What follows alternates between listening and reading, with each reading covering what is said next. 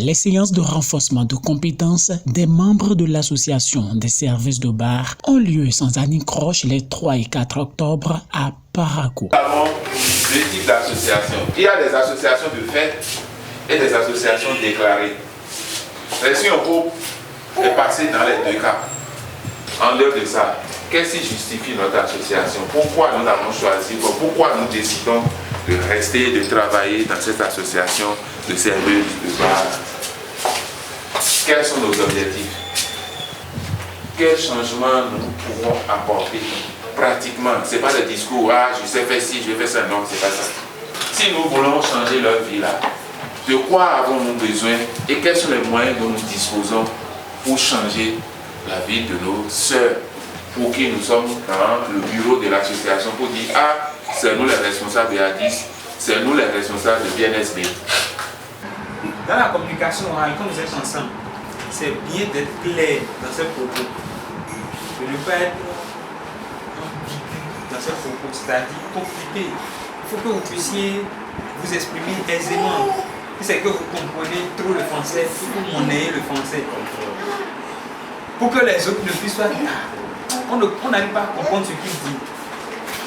Ça crée de mésententes. Parce que l'autre, s'il comprend mal votre message, il va prendre ça autrement. Si dans ma communication, je parle, vous avez compris? Non, si c'est oui, bon, il a encore oui dans oui. Il est un oui, on va vite partir. Mais il est un oui, nous avons compris. On sent que le message est bien passé. Mais tout le monde est content.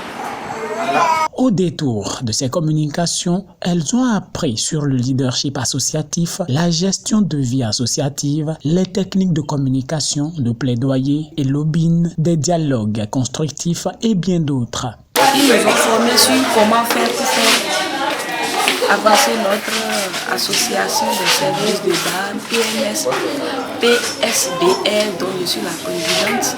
Et ils nous ont appris aussi comment faire nos plans d'action, nos plannings de sortie sur le terrain pour pouvoir mobiliser plus nos collègues.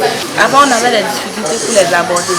Mais grâce à cette formation et à la manière dont on nous a formés sur la communication au sein de l'association, on sait désormais par où prendre, quels moyens appliquer, qu'est-ce qu'il faut mettre pour pouvoir y arriver, pour pouvoir avoir l'objectif qu'on veut.